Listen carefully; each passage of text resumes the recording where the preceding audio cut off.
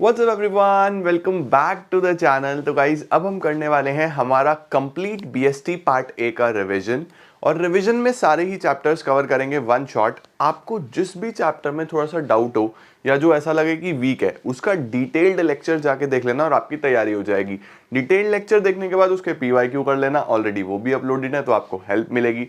जब उससे हो जाओ तो टेस्ट देना हो तो टेस्ट भी दे देना, वो भी ऑलरेडी अवेलेबल है, मैंने प्लेलिस्ट में सब डाल दिया है। आपको जो चाहिए जाके चेक कर सकते हो। आओ जल्दी से अब रिवीजन करते हैं और स्टार्ट करते हैं with part A. Let's begin.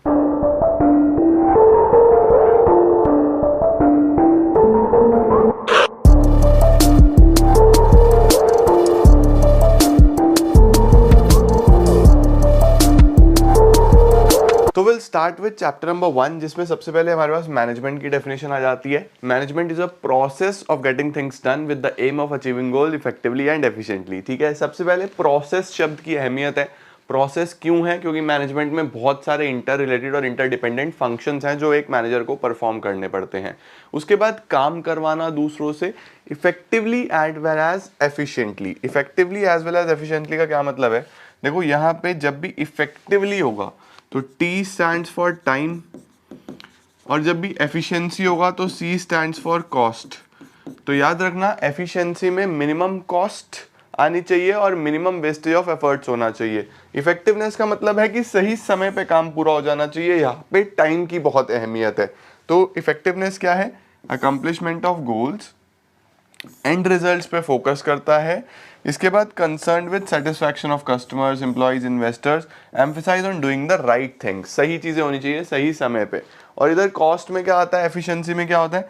Utilisation of resources proper होना चाहिए। Focus on getting maximum output by using minimum resources.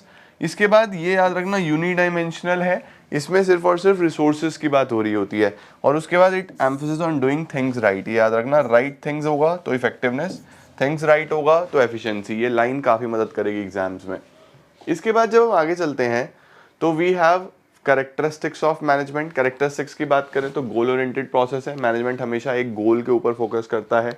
Pervasive है, छोटी ऑर्गेनाइजेशन, बड़ी organisation, profit making, non profit making, सबको चाहिए मैनेजमेंट।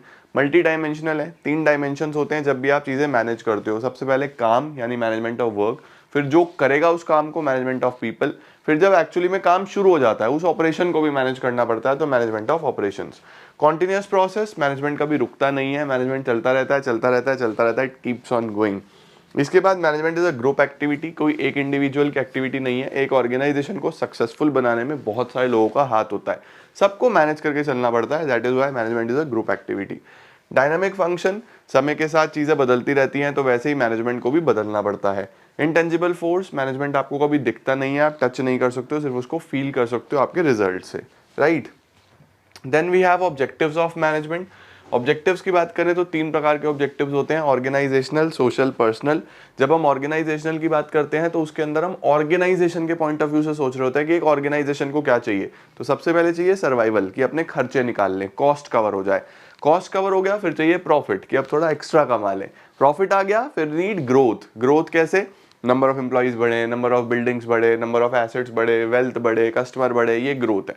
ठीक है, ये तो हो गया ऑर्गेनाइजेशनल। सोशल में हम बात करेंगे सोसाइटी की, कि आप सोसाइटी के लिए क्या कर रहे हो। गुड क्वालिटी प्रोडक्ट्स दो, कम प्राइजेस में दो, जेन्युइन प्राइजेस में दो। उसके बाद आप कस्टमर के सेटिस्फैक्शन पे फोकस करो, एम्प्लॉयमेंट अपॉर्चुनिटी जनरेट करो, ये सब हमारे पास आ जाता है सोशल में। पर्सनल की बात जब करते हैं तो आप एम्प्लॉइज़ के लिए क्या कर रहे हो, क्या आप फेयर वेजेस दे रहे हो, अच्छी वर्किंग कंडीशंस दे रहे हो, आप उनको बेनिफिट्स दे रहे हो, आप उसको पेंशन, मेडिकल बेनिफिट्स ये सब दे रहे हो नहीं दे रहे हो। तो एम्प्लॉइज़ के लिए क्या कर रहे हो, वो सब पर्सनल में आ जाता है। तो हमारे पास 3 हो जाते हैं, ऑर्गेनाइजेशनल, सोशल, पर्सनल। इसके बाद जब हम इंपॉर्टेंस की बात करते हैं, क्यों ज़रूरी है मैनेजमेंट? क्योंकि मैनेजमेंट आपको अपना इंडिविजुअल गोल ही नहीं, पूरे ग्रुप का गोल अचीव करने में मदद करता है। इंडिविजुअल तो हो ही जाएगा अपने आप जब ग्रुप गोल अचीव हो जाएगा। मैनेजमेंट से एफिशिएंसी बढ़ती है, अच्छे मैनेजमेंट से वेस्टेज कम से कम होता है, तो आप ज़्यादा अच्छे से काम कर पाते हो कम से कम रिसोर्सेज के साथ। एक डायनामिक ऑर्गेनाइजेशन क्रिएट करता है मैनेजमेंट, क्योंकि मैनेजमेंट खुद एक डायनामिक प्रोसेस है, समय के साथ बदलता है, तो वैसा ही ऑर्गेनाइजेशन हो जाता है। Management helps in achieving personal objectives. Management आपको आपके पर्सनल ऑब्जेक्टिव्स में भी मदद करता है, यानी अच्छा मैनेजमेंट एम्प्लॉइज के ऊपर भी फोकस करता है और उनके टारगेट्स भी पूरे करके देता है। It helps in the development of the society. Management society के लिए भी काफ़ी कंट्रीब्यूट करता है, जैसे एम्प्लॉयमेंट अपॉर्चुनिटीज जनरेट करना, काफ़ी समय पे चैरिटी डोनेशंस वगैरह करना, तो मैनेजमेंट डेवलपमेंट ऑफ सोसाइटी में भी काफ़ी मदद करता है। नेचर ऑफ मैनेजमेंट की बात करें तो मैनेजमेंट कुछ लोग कहते हैं साइंस है, कुछ लोग बोलते हैं आर्ट है, कुछ लोग बोलते हैं प्रोफेशन है। अगर मैं आपको इसका क्रक्स बताऊं तो मैनेजमेंट एक प्योर साइंस नहीं है, मैनेजमेंट एक आर्ट डेफिनेटली है, प्योर आर्ट है, और मैनेजमेंट एक प्रोफेशन भी अभी नहीं है, but management is on the way of becoming a profession, इस तरफ जा रहा है मैनेजमेंट, ठीक है। तो we can not say management as a full fledged profession, but हाँ मैनेजमेंट प्रोफेशन की तरफ बढ़ रहा है। साइंस होने के लिए किसी भी इंडिविजुअल या किसी भी चीज़ को चाहिए सिस्टमैटिक बॉडी ऑफ नॉलेज, जो कि मैनेजमेंट में है। जो साइंस के प्रिंसिपल्स हैं these are based on experimentation, management के प्रिंसिपल्स भी बेस्ड ऑन एक्सपेरिमेंटेशन है, बट ह्यूमंस के ऊपर है, तो ह्यूमंस को एग्जैक्टली डिफाइन कर पाना पॉसिबल नहीं है, तो ये फुलफिल नहीं होता। साइंस के प्रिंसिपल्स की यूनिवर्सल वैलिडिटी होती है, यानी सब जगह सेम चलते हैं। मैनेजमेंट के प्रिंसिपल्स की यूनिवर्सल वैलिडिटी नहीं है। दैट इज़ वाई हम लोग बोलते हैं कि मैनेजमेंट एक प्योर साइंस नहीं है, इनएग्जैक्ट या इम्प्योर साइंस हम बोल सकते हैं। आर्ट की बात करें तो सिस्टमैटिक बॉडी ऑफ नॉलेज चाहिए, मैनेजमेंट में होता है। पर्सनलाइज एप्लीकेशन, सबका अपना अपना अलग अलग आर्ट होता है, कैसे वो अप्लाई करते हैं नॉलेज को, मैनेजमेंट में भी ऐसा ही होता है। हर मैनेजर का अपना अलग तरीका होता है प्रॉब्लम सॉल्विंग का। आर्ट क्रिएटिविटी और प्रैक्टिस के ऊपर बेस्ड होता है, मैनेजमेंट भी प्रैक्टिस जितनी करते जाओगे बेटर हो जाएगी, जितनी क्रिएटिविटी लगाओगे बेटर हो जाएगी। इसके बाद आता है हमारे पास प्रोफेशन। प्रोफेशन में भी सबसे पहले नॉलेज चाहिए, मैनेजमेंट में होती है। प्रोफेशन में आपको रेस्ट्रिक्टेड एंट्री है, यानी आप बिना एग्जाम के, बिना पेपर क्लियर करे, बिना ट्रेनिंग के प्रोफेशनल नहीं हो सकते। मैनेजमेंट में भी ऐसा कुछ नहीं है, बट धीरे धीरे हो रहा है। प्रेजेंस ऑफ प्रोफेशनल एसोसिएशंस, हमेशा प्रोफेशनल्स की एसोसिएशंस होती हैं, जैसे लॉयर्स की बार काउंसिल, डॉक्टर्स की मेडिकल काउंसिल, इस तरीके से। क्या मैनेजर्स की भी कोई काउंसिल है? मैनेजर्स की है, बट अभी उसके अंदर रजिस्टर करना कंपलसरी नहीं है, बट धीरे धीरे शायद हो जाए। एथिकल कोड, यानी हर प्रोफेशन के कुछ कोड ऑफ कंडक्ट होते हैं, रूल्स रेगुलेशंस होते हैं जिनको प्रोफेशनल्स फॉलो करते हैं। मैनेजमेंट में भी ऐसा कुछ नहीं है। सर्विस मोटिव, सर्विस में ही होती हैं यूजुअली सभी प्रोफेशंस, उनका मकसद सर्व करना होता है, बट मैनेजमेंट में अभी ऐसा नहीं है। तो हम लोग बोल सकते हैं कि मैनेजमेंट एक फुल फ्लेजेड प्रोफेशन तो नहीं है, लेकिन कुछ चीजें दिख रही हैं हमें कि वो प्रोफेशन की तरफ जा रहा है। इसके बाद आता है बेटा जी लेवल्स ऑफ मैनेजमेंट। तो हमारे पास 3 लेवल होते हैं, top level, middle level, lower level. Top level पे कौन कौन लोग होते हैं एक बार नजर दौड़ा लो फटाफट। Board of director, chairman, general manager, याद रखना जनरल मैनेजर पे कई बार क्वेश्चन आ जाता है, president, vice president, CEO, CFO, ये सब टॉप लेवल पे होते हैं। मिडल पे production head, sales head, marketing head, जो अपने अपने डिपार्टमेंट के बॉस होते हैं, वो लोग होते हैं। लोअर पे supervisor, superintendent, foreman, section officer, clerk, ये लोग वो होते हैं जो कनेक्टेड होते हैं वर्कर्स से, ठीक है। अब अथॉरिटी ऊपर से नीचे चलेगी और रिस्पॉन्सिबिलिटी, अकाउंटेबिलिटी नीचे से ऊपर। परफेक्ट हो गया जी। टॉप लेवल क्या क्या फंक्शंस परफॉर्म करता है? They are responsible for welfare, overall welfare के लिए रिस्पॉन्सिबल होते हैं। बिजनेस एनवायरनमेंट को ये एनालाइज करते हैं, ओवरऑल ऑर्गेनाइजेशनल गोल स्ट्रैटेजी ये बनाते हैं। सभी एक्टिविटीज़ के लिए ओवरऑल टॉप मैनेजमेंट रिस्पॉन्सिबल होता है। मिडल का क्या काम होता है? इंटरप्रिटेशन करना, जो इन्होंने पॉलिसीज बनाई उसको आगे लेके जाना।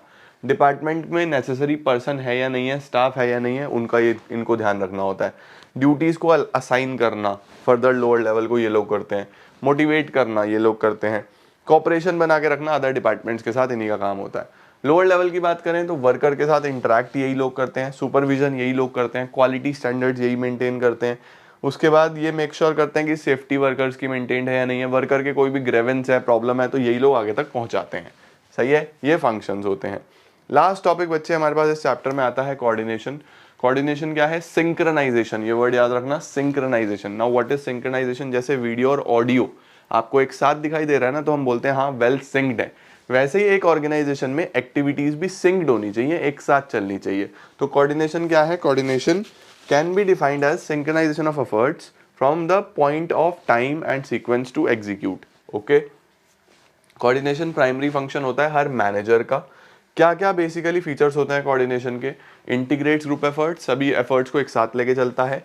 एंश्योर्स यूनिटी ऑफ एक्शन, ये मेक श्योर करता है कि ऑर्गेनाइजेशन में लड़ाई झगड़े ना हो, यूनिटी बनी रहे। कॉन्टिन्यूस प्रोसेस, चलता रहता है कोऑर्डिनेशन। परवेसिव, सबको चाहिए, छोटा बड़ा कोई भी ऑर्गेनाइजेशन हो। डेलिब्रेट फंक्शन है, ऑप्शनल नहीं है, डेलिब्रेटली करना ही पड़ता है और रिस्पॉन्सिबिलिटी है सभी मैनेजर्स की। कब जरूरत पड़ती है कोऑर्डिनेशन की? जब साइज ग्रो करता है, जब ऑर्गेनाइजेशन बड़ा होता है तो कोऑर्डिनेशन ज़्यादा चाहिए। जब फंक्शनल डिफरेंशिएशन हो जाता है, जब आप अलग अलग डिपार्टमेंट बना देते हो on the basis of functions, तो हर डिपार्टमेंट अपने आप को होशियार समझता है, तो वहाँ पे काफ़ी ज़रूरत होती है कोऑर्डिनेशन की। स्पेशलाइजेशन, जब आपके ऑर्गेनाइजेशन में बहुत सारे स्पेशलिस्ट हो जाते हैं तो वो सोचते हैं उनसे अच्छा कोई नहीं है, तो स्पेशलाइजेशन में काफ़ी ज़रूरत रहती है। कोऑर्डिनेशन को ही हम लोग एसेंस ऑफ मैनेजमेंट भी बोलते हैं। एक नंबर में आ सकता है कि किसको हम एसेंस ऑफ मैनेजमेंट बोलते हैं, कोऑर्डिनेशन को बोलते हैं। क्यों बोलते हैं? क्योंकि कोऑर्डिनेशन हर फंक्शन में परफॉर्म करना पड़ता है, चाहे वो प्लानिंग हो, चाहे ऑर्गेनाइजिंग हो, चाहे स्टाफिंग हो, सब जगह कोऑर्डिनेशन चाहिए। कोऑर्डिनेशन हर लेवल पे चाहिए, टॉप मिडल लोअर हर लेवल पे चाहिए, और it is the most important function for an organisation. इसी के साथ गाइस हमारा कोऑर्डिनेशन और चैप्टर 1 समाप्त। अब हम चलते हैं चैप्टर नंबर 2 की तरफ। इसमें सबसे पहले आता है कि what is actually the principle of management. Principles of management होते क्या हैं? तो प्रिंसिपल्स ऑफ मैनेजमेंट का मतलब कुछ जनरल गाइडलाइंस, कुछ रूल्स जो आपको दिए गए हैं जिसकी मदद से आप मैनेजमेंट अच्छा कर सकते हो। ये मैनेजमेंट के प्रिंसिपल्स एक जनरल गाइडलाइंस हैं, किसी भी चीज़ का रेडीमेड सॉल्यूशन नहीं है। मतलब आपको अपने हिसाब से इनको मॉडिफाई, थोड़ा बहुत चेंज करना पड़ता है। What are principles of management? Principles of management are broad and general guidelines for decision making and behavior of the manager. इसके क्या फीचर्स होते हैं? नंबर 1, सभी प्रिंसिपल्स यूनिवर्सली एप्लीकेशन होती हैं, मतलब हर जगह लग जाती हैं, छोटा बड़ा ऑर्गेनाइजेशन सब जगह चल जाती है अपने हिसाब से मॉडिफाई करके। जनरल गाइडलाइंस है, किसी भी चीज़ का रेडीमेड सॉल्यूशन ये नहीं है। कैसे डेवलप हुई है? प्रैक्टिस और एक्सपेरिमेंटेशन से। फ्लेक्सिबल होती हैं, रिजिड नहीं होती। साइंस के प्रिंसिपल्स रिजिड होते हैं, ये फ्लेक्सिबल होती हैं। कॉन्टिजेंट होती है, यानी डिपेंडिंग ऑन सिचुएशन होती हैं, सिचुएशन टू सिचुएशन वेरी करेंगी। बिहेवियरल, ह्यूमन बिहेवियर पे बेस्ड है, तो अकॉर्डिंगली आपको देखना पड़ेगा कि कैसे कहाँ पे कितनी लगानी है। Based on cause and effect, यानी हर चीज़ का कॉज और इफेक्ट दोनों होगा, कि ऐसा करोगे तो ऐसा होगा, ये काफ़ी क्लियर है। ठीक है जी। अब हमारे पास क्यों ज़रूरी हैं प्रिंसिपल्स? क्योंकि प्रिंसिपल्स की मदद से आप ऑब्जेक्टिव सेट कर सकते हो, रिसोर्सेज को यूटिलाइज कर सकते हो, डिसीजंस काफ़ी साइंटिफिक होंगे, यानी कि गलत नहीं होंगे। टेक्नोलॉजी की इम्प्रूवमेंट के हिसाब से आप खुद को चेंज कर सकते हो। इफेक्टिव एडमिनिस्ट्रेशन होगा। ऑब्लिगेशन सोशल भी आप परफॉर्म करोगे, यानी सोशल ऑब्जेक्टिव भी पूरा करोगे, और रिसर्च और डेवलपमेंट में भी काफ़ी मदद मिलती है। कितने प्रिंसिपल्स हमारे पास फेयोल ने दिए हैं? फेयोल सर है कौन? फेयोल को हम फादर ऑफ मैनेजमेंट बोलते हैं। ठीक है, याद रखना, फेयोल कौन है? Father of general management. और फेयोल के ही 14 प्रिंसिपल्स हैं जो आपको अच्छे से तैयार करने हैं। सबसे पहले है division of work. Division of work बोलता है काम बांटो। काम बांटोगे तो आपको स्पेशलाइजेशन मिलेगा। जितना ज़्यादा काम बांटोगे, एक इंसान ओवरबर्डन नहीं होगा और आप हर काम अच्छे से कर पाओगे। अथॉरिटी एंड रिस्पॉन्सिबिलिटी में हम लोग बोलते हैं कि बैलेंस होना चाहिए, यानी कि अगर आप किसी को जिम्मेदारी दे रहे हो तो साथ साथ पावर भी दो, और अगर आप किसी को पावर दे रहे हो साथ साथ रिस्पॉन्सिबिलिटी भी दो। अगर एक भी चीज़ मिसिंग होगी तो टारगेट पूरे नहीं होंगे। डिसिप्लिन में हम लोग बोलते हैं कि आपको रूल्स रेगुलेशंस फॉलो करके चलने चाहिए। अगर आपके ऑर्गेनाइजेशन में रूल्स रेगुलेशंस होंगे तो टाइमली सारा काम होगा, कोई वेस्टेज नहीं होगा। यूनिटी ऑफ कमांड में हम लोग बोलते हैं कि जितने भी ऑर्गेनाइजेशन है उसमें ऑर्डर हमेशा एक बॉस से आना चाहिए। अगर मल्टीपल बॉस होंगे तो आपके सबॉर्डिनेट्स कंफ्यूज रहेंगे, वो कभी भी अच्छे से काम नहीं कर पाएंगे। यूनिटी ऑफ डायरेक्शन में हम लोग बोलते हैं कि एक यूनिट का एक प्लान होना चाहिए। 1 यूनिट 1 प्लान। मुझे लगता है कि इससे क्वेश्चन आ सकता है, तो आप बहुत अच्छे से unity of command, unity of direction ज़रूर पढ़ के जाना, इस पे क्वेश्चन बनना चाहिए। ठीक है, 1 यूनिट 1 प्लान, और एक ऑर्गेनाइजेशन का एक ही गोल होना चाहिए। Subordination of individual interest to general interest का मतलब है कि ऑर्गेनाइजेशन का जो गोल है वो हमेशा बड़ा होना चाहिए पर्सनल गोल से, यानी आप हमेशा ऑर्गेनाइजेशन को प्रेफरेंस दोगे, ना कि अपने पर्सनल गोल को। रेमुनरेशन ऑफ एम्प्लॉयज़ में हम लोग बोलते हैं कि जितने भी हमारे एम्प्लॉयज़ हैं उनको फेयर सैलरीज मिलनी चाहिए, उनकी एजुकेशन स्किल के आधार पे, और उसके साथ साथ कंपनी की पेइंग कैपेसिटी के हिसाब से। तो 3 चीज़ें आपको देखनी है कि एम्प्लॉई अपनी एजुकेशन के हिसाब से कितना डिजर्व करता है, मार्केट में फेयर कंपनसेशन क्या चल रही है, और पेइंग कैपेसिटी कितनी है, उस हिसाब से रेमुनरेशन मिलना चाहिए। सेंट्रलाइजेशन और डिसेंट्रलाइजेशन में एक बैलेंस होना चाहिए। सेंट्रलाइजेशन किसको बोलते हैं? जब सारी की सारी डिसीजन मेकिंग सिर्फ टॉप लेवल करता है, और डिसेंट्रलाइजेशन किसको बोलते हैं? जब सारी की सारी decision making across the organisation बटी हुई होती है। तो एक ऑर्गेनाइजेशन में ऐसा भी नहीं होना चाहिए कि सब कुछ सेंट्रलाइज्ड हो, और ऐसा भी नहीं होना चाहिए कि सब कुछ डिसेंट्रलाइज्ड हो। There should be a balance. Principle of scalar chain बोलता है कि एक ऑर्गेनाइजेशन में जितने भी कम्युनिकेशन है या फ्लो ऑफ इंफॉर्मेशन है वो एक चेन के थ्रू होना चाहिए, कि ए से बी इस तरीके से होना चाहिए, और ये चेन सिर्फ और सिर्फ इमरजेंसी के अंदर ब्रेक करी जा सकती है, यानी ये इंसान डायरेक्टली इससे बात कर सकता है, और इसको हम बोलते हैं गैंग प्लैंक। ठीक है। प्रिंसिपल ऑफ ऑर्डर का मतलब क्या है? कि प्रॉपर अरेंजमेंट होना चाहिए। There should be a fix place for everything and everyone. हर चीज़ का और हर इंसान का एक फिक्स प्लेस होना चाहिए जो वहीं पे मिलना चाहिए, तो टाइम वेस्ट नहीं होगा। प्रिंसिपल ऑफ इक्विटी का मतलब होता है नो डिस्क्रिमिनेशन, किसी भी तरीके का कोई भी डिस्क्रिमिनेशन ऑर्गेनाइजेशन में नहीं होना चाहिए। अगर किसी भी ऑर्गेनाइजेशन में डिस्क्रिमिनेशन होगा तो वो ग्रो नहीं कर पाएगी। इनिशिएटिव का क्या मतलब होता है? इनिशिएटिव का मतलब होता है कि आप न्यू आइडियाज़ को वेलकम करो, क्रिएटिविटी को वेलकम करो, हर इंसान को बोलने का मौका दो, तो आप ऑर्गेनाइजेशन में एक तो यूनिटी दिखाई देगी, कॉपरेशन दिखाई देगा और ग्रोथ हमें मिलेगी। स्टेबिलिटी ऑफ टेन्योर का मतलब होता है कि आप बहुत जल्दी से ट्रांसफ़र या टर्मिनेशन किसी का भी नहीं करो, आप अपने एम्प्लॉयज़ को समय दो, उन्हें स्टेबल रखो। अगर ऑर्गेनाइजेशन में स्टेबिलिटी होगी टेन्योर की तो चीज़ें अच्छी रहेंगी। एस्पिरिट डी कॉप्स का मतलब होता है टीम स्पिरिट, कि आई को हटा के वी लगा दो, रिप्लेस आई विद वी, ये बहुत इंपॉर्टेंट है, इससे भी एग्जाम में क्वेश्चन आ जाता है। तो एस्पिरिट डी कॉप्स यूजुअली ये बोलता है कि हर ऑर्गेनाइजेशन में there should be a spirit of team, यानी टीम स्पिरिट होना चाहिए, कभी भी अलग अलग ना चलें, सब लोग मिल के चले। इसका स्क्रीनशॉट ले सकते हो, मैंने हर प्रिंसिपल को डिफाइन कर दिया है शॉर्ट में। चलो जी, इसके बाद साइंटिफिक मैनेजमेंट की बात करें तो साइंटिफिक में जो योगदान है मेनली वो टेलर का है। टेलर का मानना ये है कि हर चीज़ में साइंस अप्लाई होनी चाहिए और साइंस से ही बेटर आउटपुट, बेटर रिजल्ट्स मिल सकते हैं। टेलर ने मेनली 4 प्रिंसिपल्स दिए हैं। सबसे पहला है science not rule of thumb, यानी हर चीज़ को करने का एक बेस्ट मेथड होता है और वो बेस्ट मेथड साइंस से ढूंढा जा सकता है। तो you should follow science and not rule of thumb. आप साइंस को फॉलो करके चलो, रूल ऑफ थंब को फॉलो मत करो, सब कुछ अच्छा होगा। दूसरा, हार्मनी नॉट डिस्कॉर्ड, आप हार्मनी को फॉलो करो, डिस्कॉर्ड को फॉलो मत करो। हार्मनी का मतलब ये होता है कि सब लोग मिलजुल के काम करो, डिस्कॉर्ड का मतलब होता है लड़ाई झगड़ा करना, तो लड़ाई झगड़ा नहीं होना चाहिए, एक ऑर्गेनाइजेशन में हार्मनी होना चाहिए। इसका मतलब ये है कि there should be a complete mental revolution, एक सोच बदलनी होगी जिसमें हर इंसान एक दूसरे की रिस्पेक्ट करे। उसके बाद कॉपरेशन नॉट इंडिविजुअलिज्म, इसको जब हम प्रैक्टिकली अप्लाई करते हैं यानी एक स्टेप आगे आते हैं, it is extension of harmony not Discord, तो उसमें हम बोलते हैं कि क्या होना चाहिए एक ऑर्गेनाइजेशन में, कॉपरेशन होना चाहिए, इंडिविजुअलिज्म नहीं होना चाहिए, अपने बारे में नहीं सबके बारे में सोच के चलो। Development of worker to the greatest efficiency and prosperity, हर वर्कर को बहुत ध्यान से सेलेक्ट करो और फिर उसकी इतनी अच्छी ट्रेनिंग करो कि उसका ओवरऑल डेवलपमेंट हो पाए। नेक्स्ट आते हैं हमारे पास टेक्निक्स जो टेलर ने दी है ऑर्गेनाइजेशन को अच्छा बनाने के लिए। Number 1, functional foremanship. Functional foremanship में टेलर ने एक फैक्ट्री को 2 पार्ट्स में डिवाइड कर दिया और टेलर का मानना है कि प्लानिंग अलग होनी चाहिए और प्रोडक्शन अलग होना चाहिए। प्लानिंग में 4 लोग होना चाहिए जिसको मैंने याद कराया है डर्टी। डी से होता है डिसिप्लिनेरियन, जिसका काम होता है डिसिप्लिन के रूल्स रेगुलेशंस बनाना। आई से होता है instruction card clerk, necessary instructions देना। आर से होता है रूट क्लर्क, एग्जैक्ट रास्ता दिखाना चीज़ों को करने का। टी से होता है टाइम एंड कॉस्ट क्लर्क, जिसका काम सही समय और सही खर्चा बताना होता है कितना आएगा। उसके बाद जब हम बात करते हैं एग्जीक्यूशन की या प्रोडक्शन की, तो उसके अंदर सर्जी। एस से होता है स्पीड बॉस, जिसमें हम बात करते हैं कि टाइमली काम पूरा हो जाए। आई से होता है इंस्पेक्टर, जिसका काम क्वालिटी इंस्पेक्ट करना होता है कि सब कुछ एज पर क्वालिटी स्टैंडर्ड्स बन रहा है। आर का मतलब होता है रिपेयर बॉस, जो ये देखता है कि कोई मशीन खराब तो नहीं है। और जी का मतलब होता है गैंग बॉस, जो सारे के सारे रिसोर्सेज अरेंज करके देता है। तो ये हमारे पास फंक्शनल फॉर्मेनशिप में आता है, उसके नीचे वर्कर्स होते हैं। सिंप्लीफिकेशन स्टैंडर्डाइजेशन की अगर हम बात करें तो स्टैंडर्डाइजेशन में हम लोग बोलते हैं कि हर चीज़ एक proper standard shape, size, colour के हिसाब से बननी चाहिए और फिर ऑर्गेनाइजेशन को उसको रिपीट करना चाहिए। ठीक है, जैसे हमारा टीवी का रिमोट का सेल है, तो वो सेल हर रिमोट में डल जाता है, एक स्टैंडर्ड साइज मेंटेन्ड है ना, ऑल आउट रिफिल है, एक स्टैंडर्ड साइज मेंटेन्ड है ना, तो ये बेसिकली स्टैंडर्डाइजेशन है। सिंप्लीफिकेशन का मतलब होता है अननेसेसरी वैरायटी जो आपकी नहीं बिकती है उसे बंद कर दो, उसे मत बनाओ, काम को सिंप्लीफाइड रखो। उसके बाद वर्क स्टडी में हमारे पास कॉम्बिनेशन है इन 4 स्टडी का, जिसमें हम बोलते हैं मोशन स्टडी। इसके अंदर हम मूवमेंट्स को देखते हैं कि वर्कर कितना प्रोडक्टिव और कितने अनप्रोडक्टिव मूवमेंट कर रहा है, फिर अनप्रोडक्टिव को एलिमिनेट कर देते हैं। टाइम स्टडी, इसमें हम टाइम मेजर करते हैं कि कितना समय चाहिए किसी भी टारगेट को पूरा करने का। मेथड स्टडी में हम एक बेस्ट मेथड निकालते हैं, 1 best method of doing jobs using scientific techniques. Fatigue study, जिसमें हम रेस्ट इंटरवल्स के बारे में पढ़ाई करते हैं कि कितने रेस्ट इंटरवल देने चाहिए, कितनी बार देने चाहिए और कितने समय के देने चाहिए, ये 3 चीज़ें इंपॉर्टेंट होती हैं।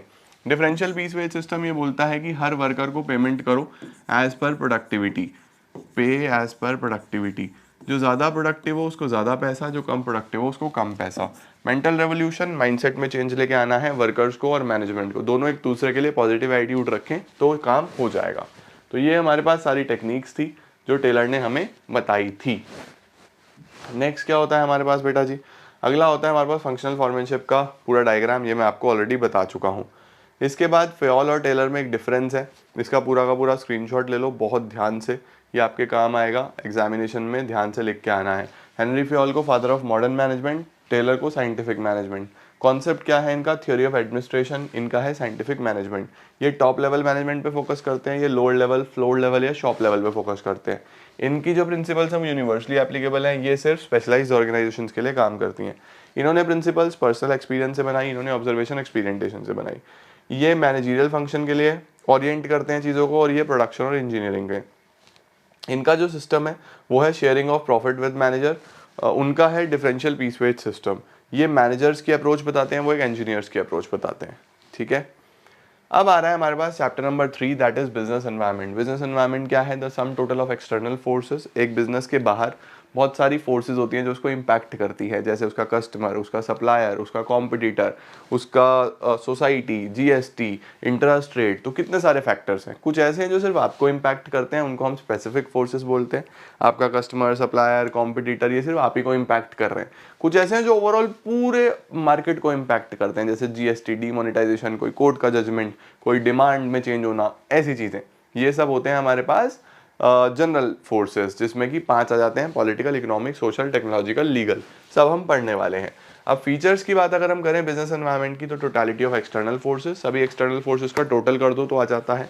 रिलेटिविटी, रिलेटिविटी का मतलब होता है कि एरिया टू एरिया डिफर करता है बिजनेस एनवायरनमेंट।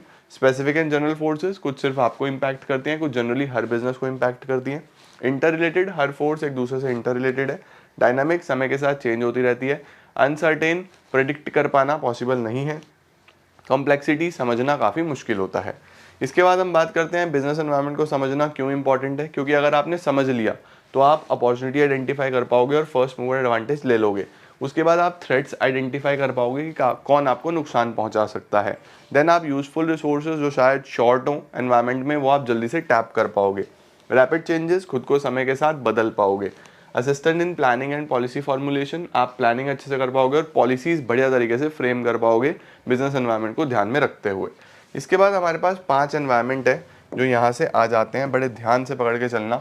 इकोनॉमिक एनवायरनमेंट में वो सारे कॉन्सेप्ट्स आ जाएंगे जो आपने इकोनॉमिक्स में पढ़े हैं: demand, supply, interest rate, production, cost, revenue, वो सब आपका इकोनॉमिक एनवायरनमेंट में चला जाएगा।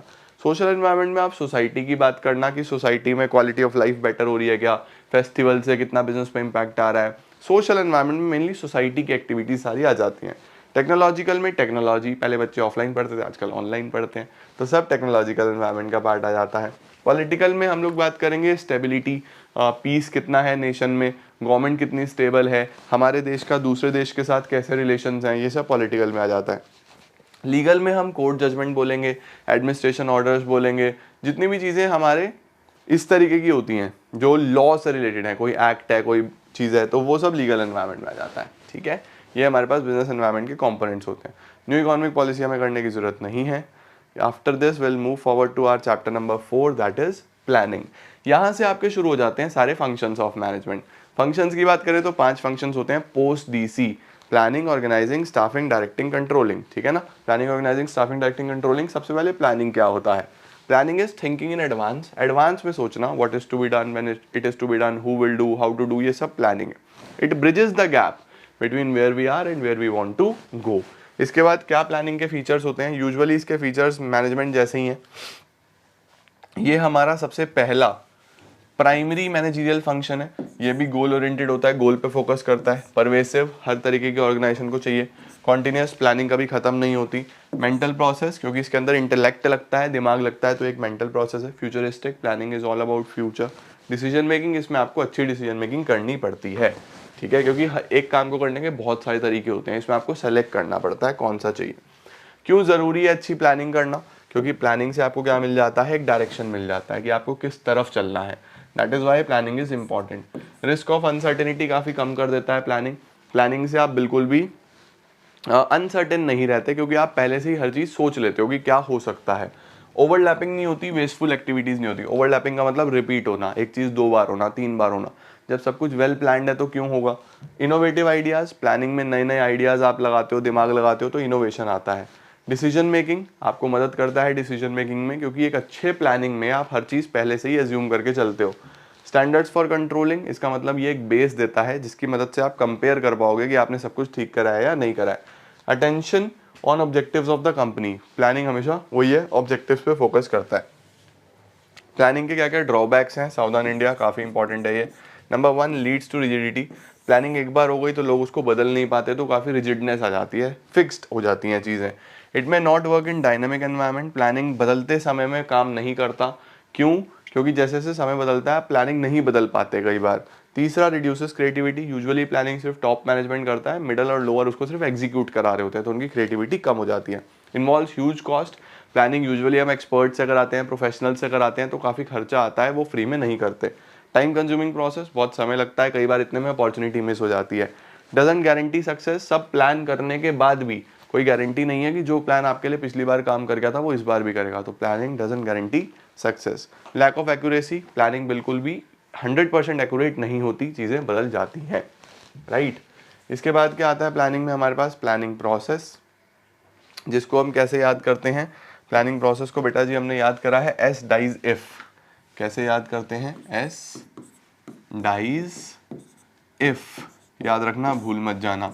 एस क्या है आपके पास? Setting objective. जो भी आपने ऑब्जेक्टिव सेट करा, आपने टारगेट सेट करे, उसको हम सेटिंग ऑब्जेक्टिव बोलते हैं। दूसरा, डेवलपिंग प्रीमिसेस। ये इंपॉर्टेंट है, एग्जाम में आ सकता है। प्रीमिसेस, प्रीमिसेस का मतलब होता है एजम्पशंस, फ्यूचर को लेके एजम्पशंस बनाना कि क्या हो सकता है, कैसा हो सकता है, उसको हम डेवलपिंग प्रीमिसेस बोलते हैं। उसके बाद identifying alternative course of action. Alternative course of action का मतलब अब चेक करना कि किस किस तरीके से काम हो सकता है, फिर उनको इवैल्यूएट करना, यानी पॉजिटिव्स और नेगेटिव्स चेक करना, उसको हम बोलते हैं evaluating alternative course of action. Then we select, इसमें जिसमें भी सबसे ज़्यादा पॉजिटिव्स होंगे और सबसे कम नेगेटिव्स होंगे उसको हम सेलेक्ट कर लेंगे। यहीं पे डिसीजन मेकिंग भी हो रहा है ना, प्लानिंग इन्वॉल्व डिसीजन मेकिंग, तो वो यही होता है। उसके बाद बस इम्प्लीमेंट कर दो एंड देन फॉलोअप। फॉलोअप का मतलब चेक करना है कि प्लान्स के हिसाब से काम चल रहा है या नहीं चल रहा है, कोई दिक्कत तो नहीं आ रही। तो ये होता है हमारे पास पूरा एस डाइज इफ। What's next? उसके बाद हमारे पास प्लान क्या होता है? प्लान हमारे पास होता है बेटा जी एक वो लाइन जो ये बताता है कि गोल्स किस तरीके से पूरे होंगे, ठीक है। प्लान दो प्रकार के हो सकते हैं, कुछ होते हैं स्टैंडिंग, कुछ होते हैं सिंगल यूज। कुछ ऐसे होते हैं जो ना स्टैंडिंग है ना सिंगल यूज है। स्टैंडिंग होते हैं जो एक बार बना लंबे समय तक चलता रहेगा। सिंगल यूज एक बार बना और अब बस खत्म, यूज होते ही खत्म, हर बार नया बनेगा। तो कुछ होंगे स्टैंडिंग, कुछ होंगे सिंगल यूज प्लान्स। अब इसमें कितने प्लान्स होते हैं हमारे पास? PPP rhombus. मैंने आपको क्या याद कराया है?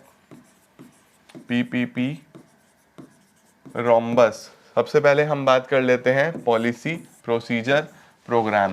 प्रोग्राम बेसिकली क्या होता है? इन सबका कॉम्बिनेशन, यानी एक बड़ा प्लान जिसके अंदर सब कुछ आ जाता है, उसको हम प्रोग्राम बोलते हैं। पॉलिसी क्या होता है? किसी भी चीज़ को सॉल्व करने की कोई जनरल स्टेटमेंट, आपको कोई प्रॉब्लम आ रही है उसको सॉल्व कैसे करें, उसको हम पॉलिसी बोलते हैं। जैसे कंपनी का बहुत पैसा मर रहा था, बैड डेट हो रहे थे, प्रॉब्लम थी, क्यों हो रहा था? क्योंकि उधार देते थे, तो उन्होंने कहा नो क्रेडिट पॉलिसी, हम उधार देंगे ही नहीं, प्रॉब्लम सॉल्व हो जाएगी, ठीक है या नहीं है।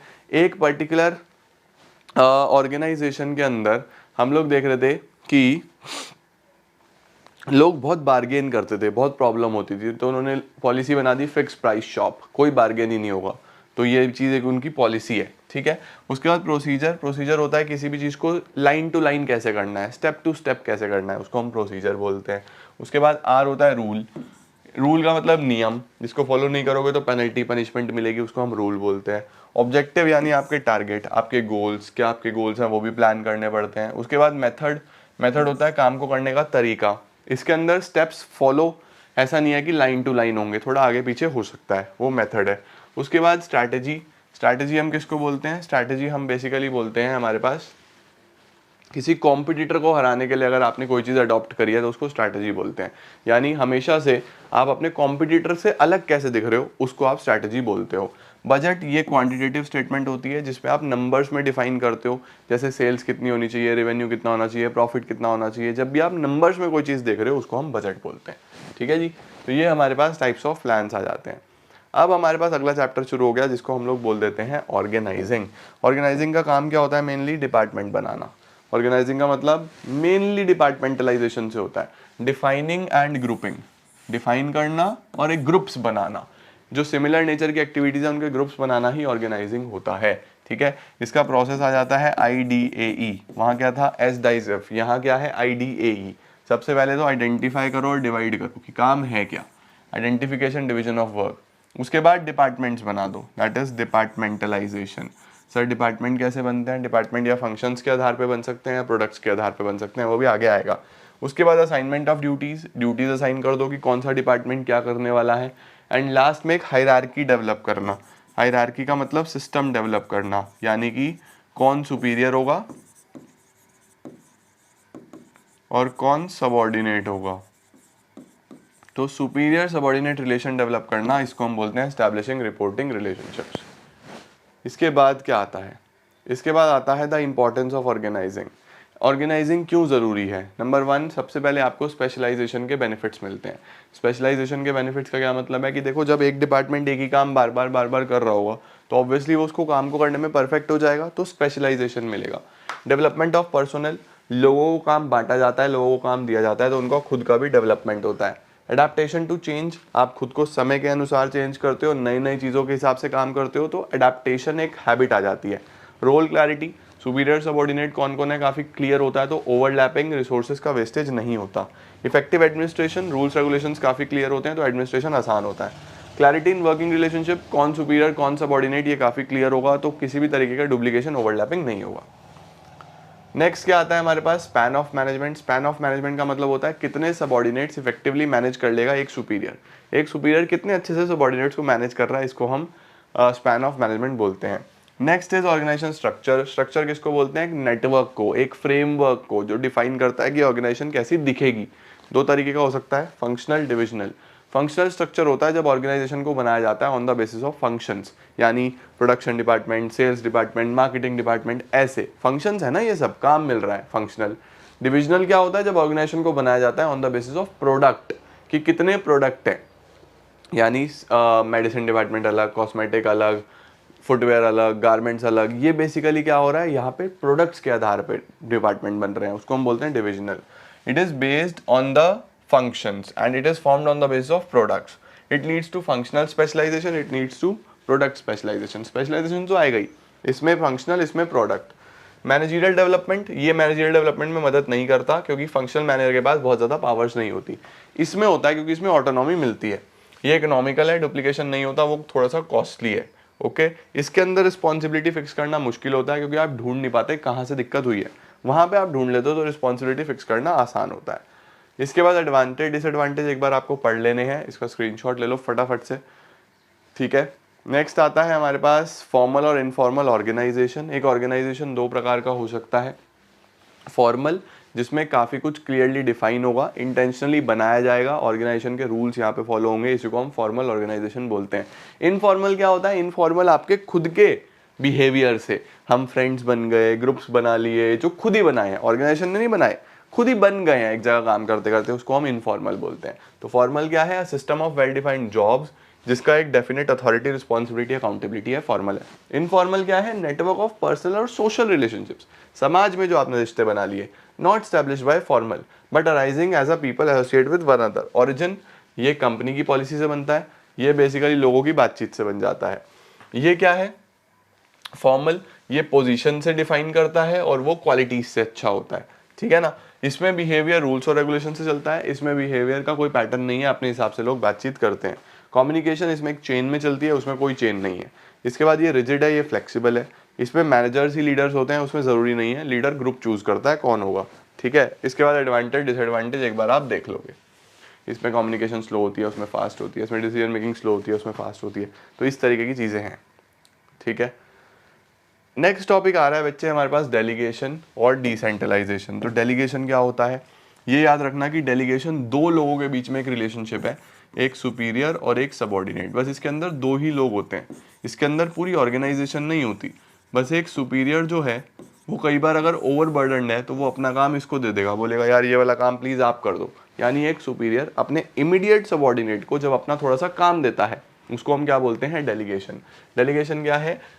Granting of authority to subordinate to operate within limits. Delegation is the transfer of authority from superior to subordinate. याद रखना दो ही लोग होंगे, बस एक superior और एक subordinate.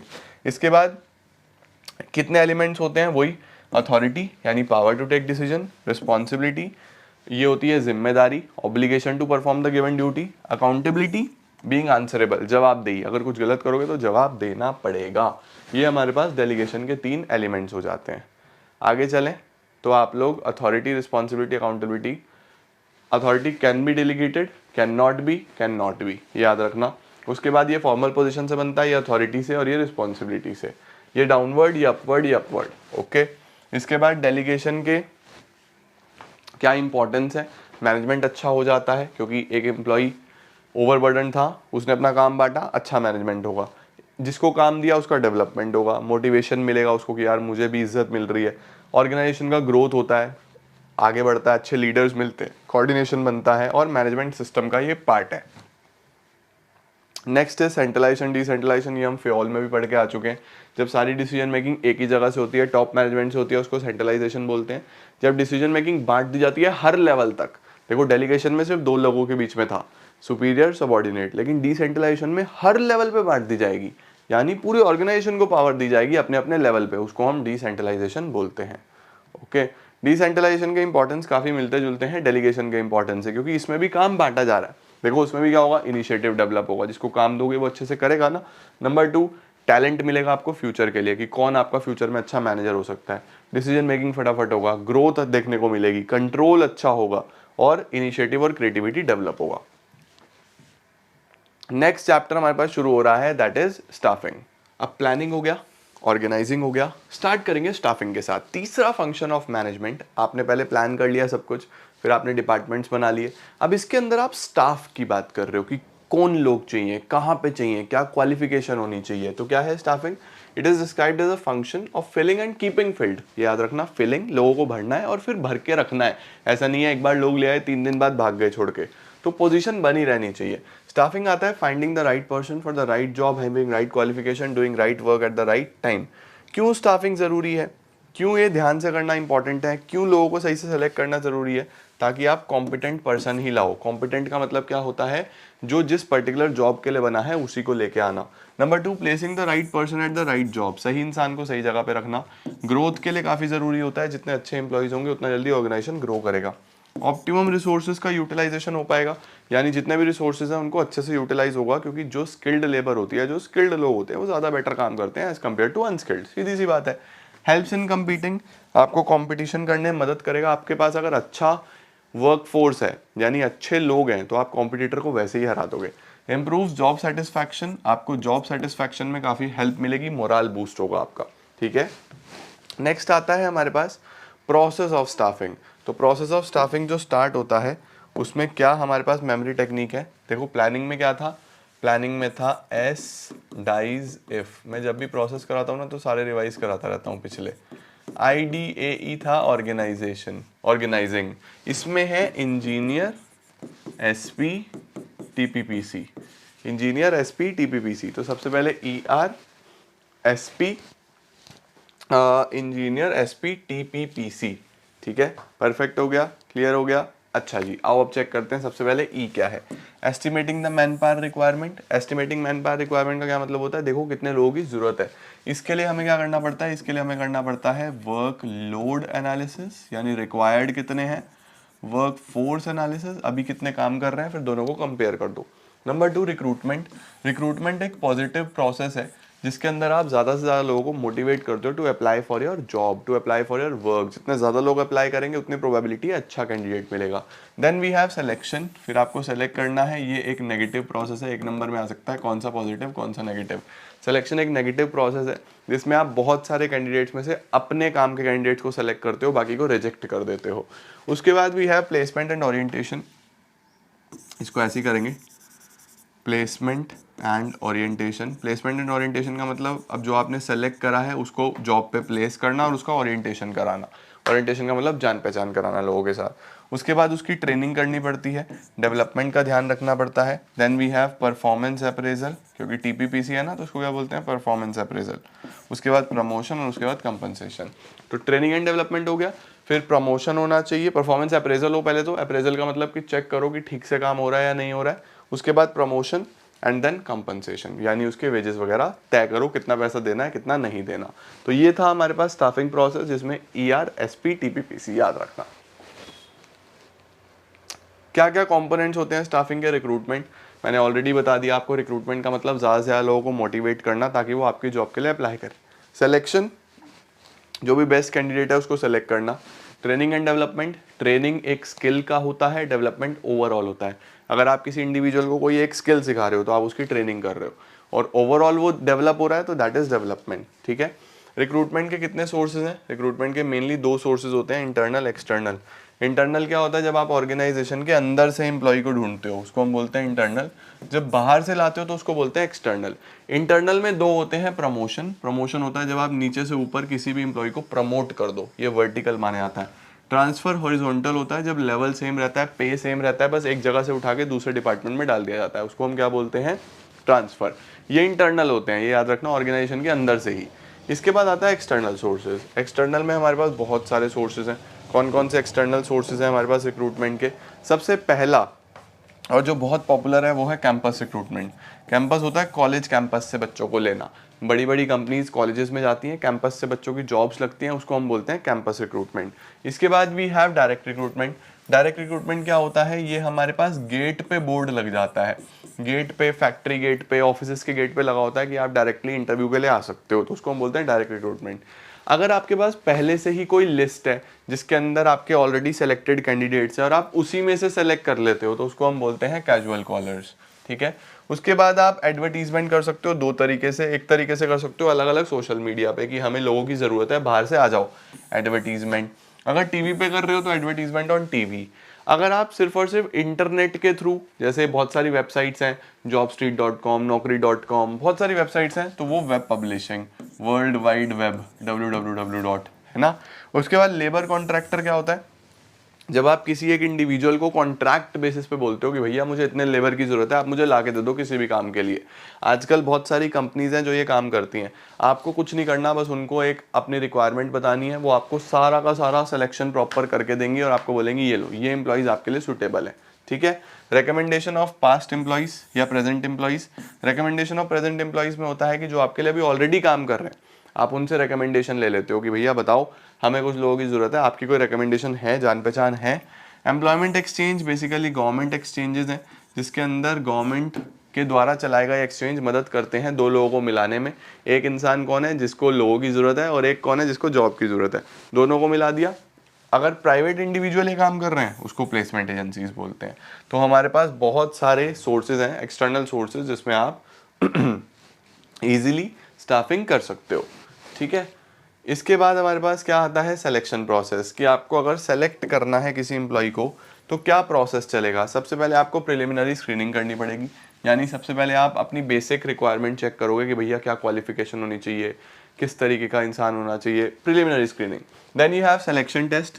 सिलेक्शन टेस्ट में 5 टेस्ट होते हैं, ये इंपॉर्टेंट है, सावधान इंडिया है, जिसको मैं बोलता हूँ पति टेस्ट। पी क्या है?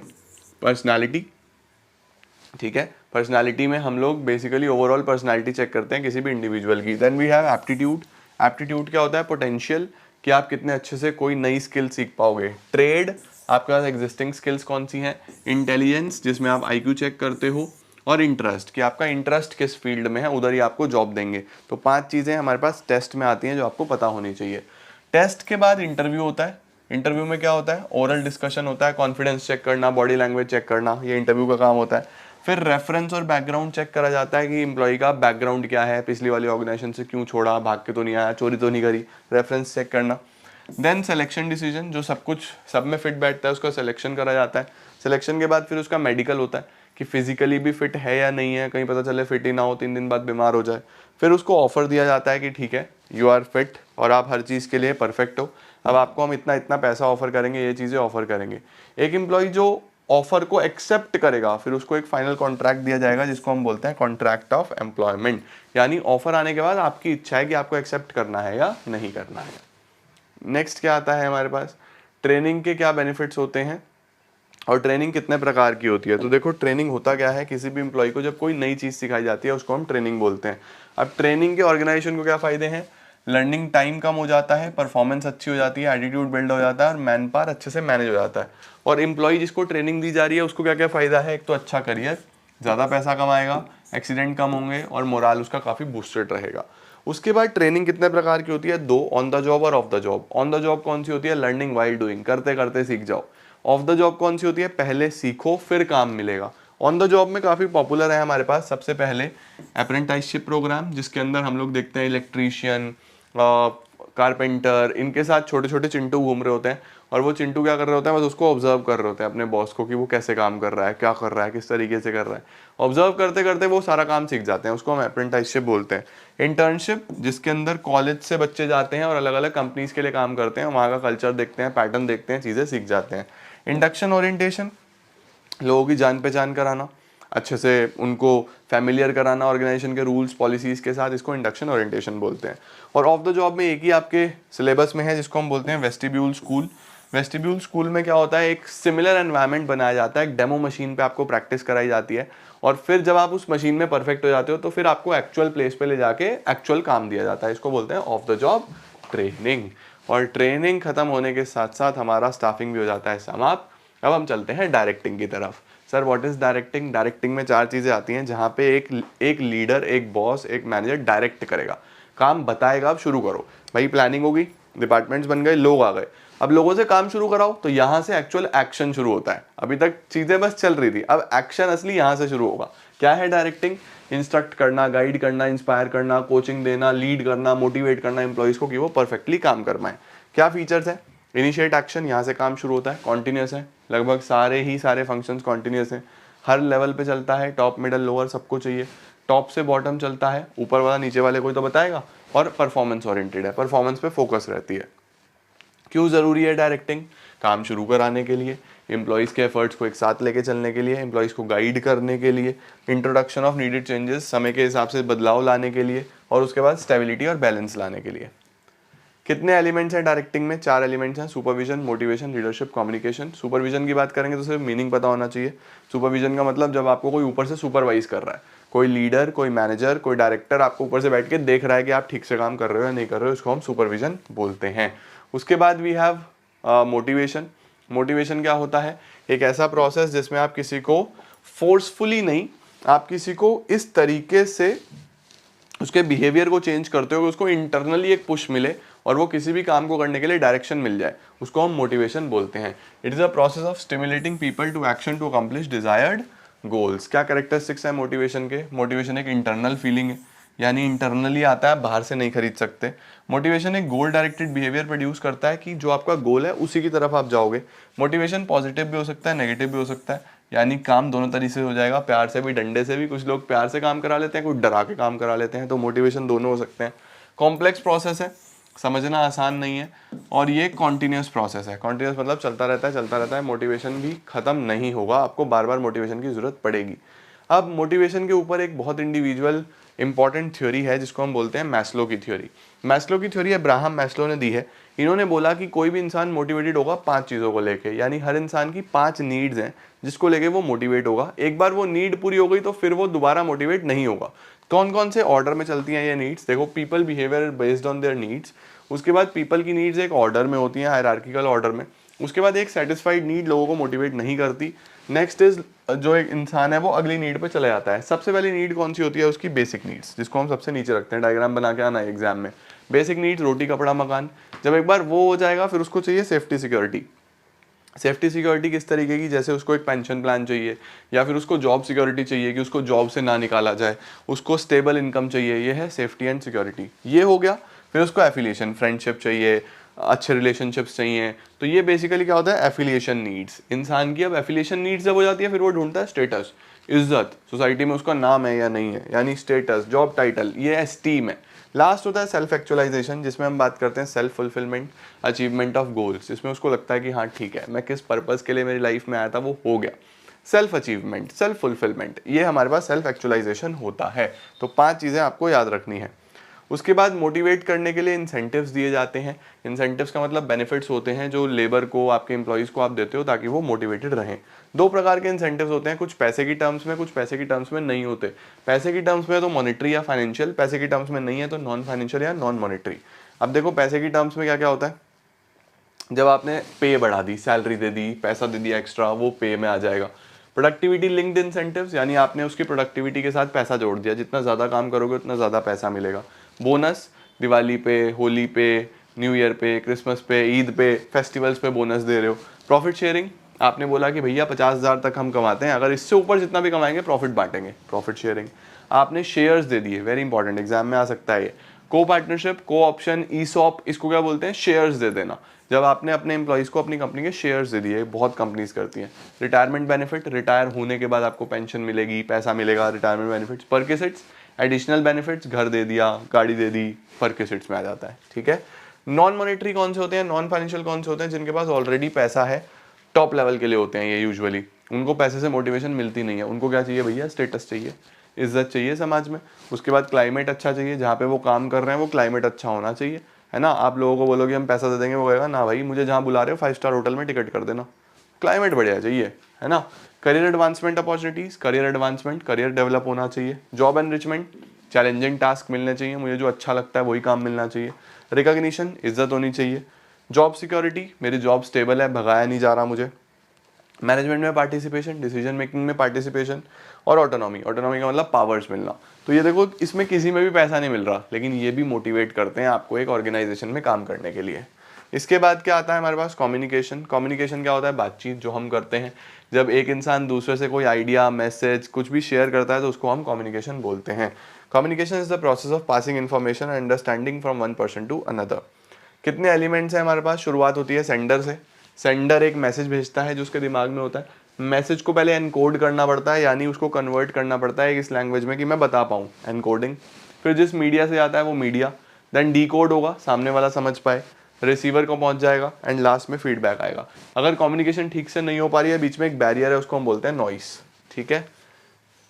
कम्युनिकेशन दो प्रकार का होता है, फॉर्मल और इनफॉर्मल। फॉर्मल कौन सा होता है, जब हम बोलते हैं कि हम रिटर्न में कम्युनिकेशन कर रहे हैं। फॉर्मल यूजुअली रिटर्न होता है, रिटर्न में कर रहे हैं और ऑफिशियल रोल्स के तहत ही कर रहे हैं, मतलब फालतू एक भी बात नहीं, ए बी से, बी सी से, सी डी से, एक प्रॉपर चेन में कम्युनिकेशन हो रहा है, उसको हम फॉर्मल बोलते हैं। इनफॉर्मल, कोई किसी से कुछ भी बात कर रहा है, इसको हम ग्रेप वाइन बोलते हैं, इसका कोई ऑर्डर नहीं होता, कोई पैटर्न नहीं होता। फॉर्मल में एक वर्टिकल होता है, चाहे वो ऊपर से नीचे हो, चाहे नीचे से ऊपर हो। हॉरिजॉन्टल सेम लेवल पे चलता है, और डायगोनल जब दो अलग अलग लेवल के लोग आपस में बात कर रहे होते हैं। इनफॉर्मल, इसको हम ग्रेप वाइन बोलते हैं, कोई ऑर्डर नहीं होता, कोई पैटर्न नहीं होता। फॉर्मल में देखो क्या लिखा हुआ है, formal taking place with in the official chain. ये कुछ नहीं होता इसमें, जैसे मर्जी ग्रुप्स में बातचीत चल रही है। ये एक फॉर्मल रिलेशन बिल्ड करता है सुपीरियर सबॉर्डिनेट के, वहाँ पे पर्सनल रिलेशन बिल्ड होता है। ये रिजिड होता है, ये फ्लेक्सिबल होता है, ये रिटर्न फॉर्म में होता है, ये ओरल होता है। इसमें एक फॉर्मल कमांड होती है, इसके अंदर ऐसी कोई कमांड नहीं है। फॉर्मल के रिकॉर्ड्स मेंटेन करे जाते हैं, उसके कोई रिकॉर्ड्स नहीं होते। ये नीड्स ऑफ द ऑर्गेनाइजेशन को सर्व करता है, और ये बेसिकली कई बार ऑर्गेनाइजेशन इसको पॉजिटिवली यूज कर लेती है अपनी नीड्स को फुलफिल करने के लिए। जिम्मेदारी ढूंढनी इसमें आसान होती है, सब कुछ लिखित में होता है, पकड़ना आसान है, किसने गलत लिखा यहाँ पे मुश्किल है। इसकी स्पीड स्लो होती है क्योंकि एक चेन में चलता है, वो फास्ट है, फटाफट फैल जाते हैं रूमर्स वगैरह। फॉर्मल के कुछ पैटर्न्स हैं, इसको बस आपको एक बार नज़र दौड़ानी है ताकि आ जाए तो आपको मैच द फॉलोइंग वगैरह में आप मैच कर पाओ।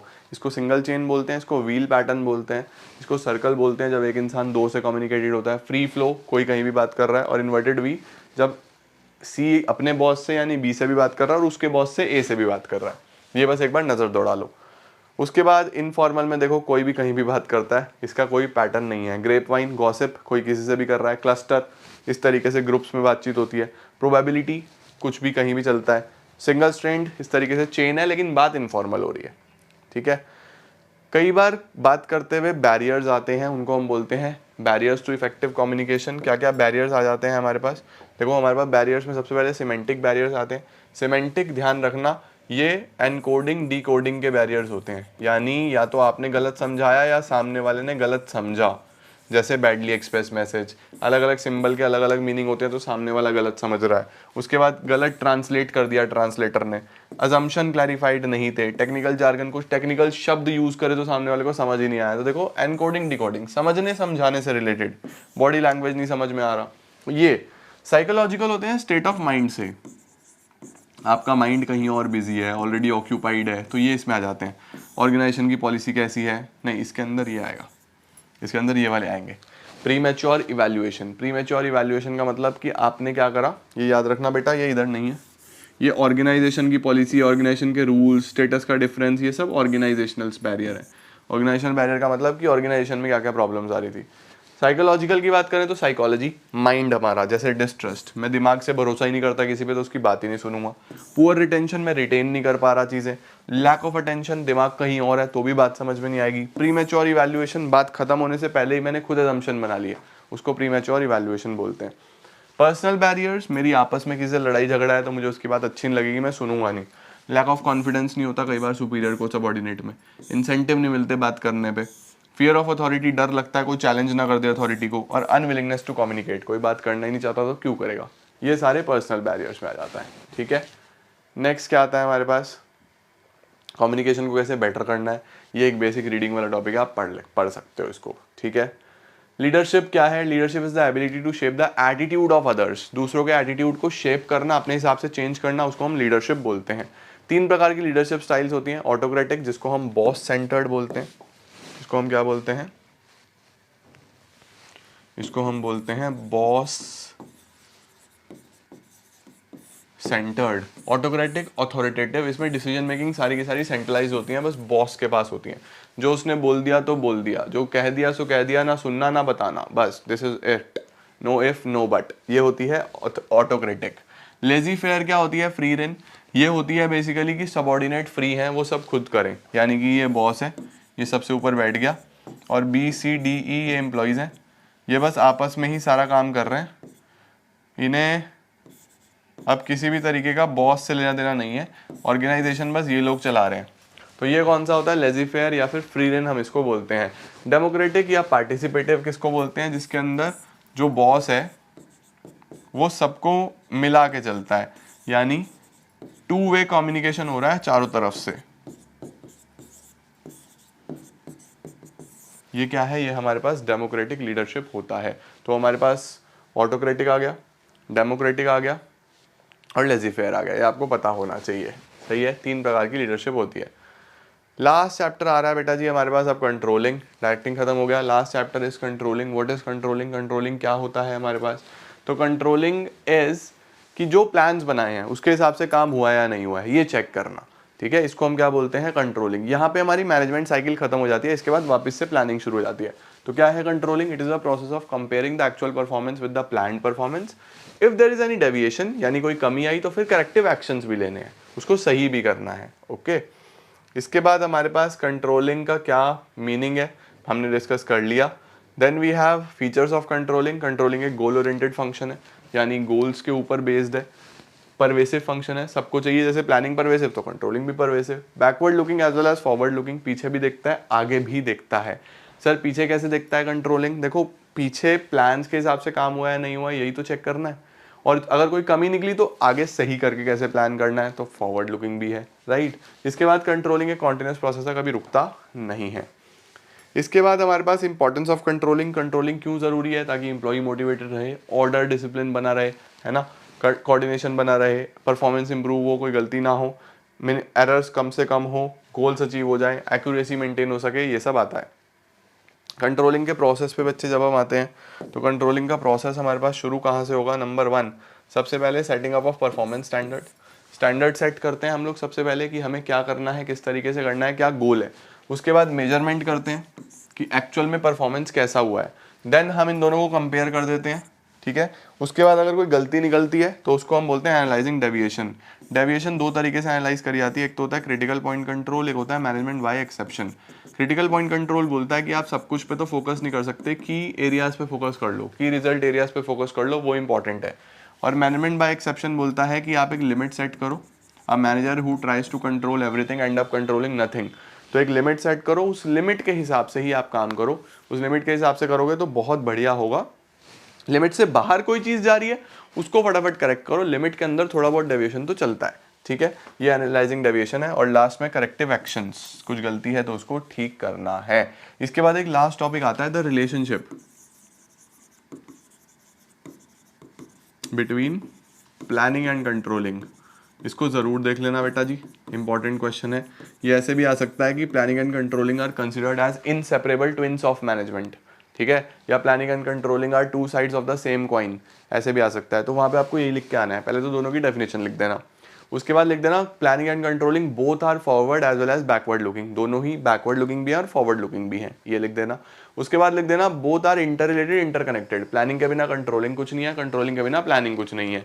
उसके बाद both are required at all the levels, इस तरीके से डिफाइन करके दोनों को ही अच्छे से लिख देना और रिलेशनशिप दिखा देना कि दोनों ही एक साथ चलते हैं और एक साथ चलते हुए अच्छे लगते हैं। खत्म गाइस, खत्म। दिस इज हाउ हमारा पार्ट 1 पार्ट ए हो गया है कंप्लीट। पूरा वन शॉट मैंने आपको करा दिया। अब आप बहुत अच्छे से इसको 2x पे देखना है 2x पे देखो, 1.5 पे देखना है 1.5 पे देखो। बहुत कम समय में आप पूरा पार्ट ए रिवाइज कर पाओगे और सारे कॉन्सेप्ट्स आपके दिमाग में वापस से रिवाइंड हो जाएंगे। Thank you so much for watching everyone. Part B में मिलता हूँ इसी तरीके से छोटा सा वन शॉट जिसमें आपको काफ़ी मदद मिलेगी। Thank you so much.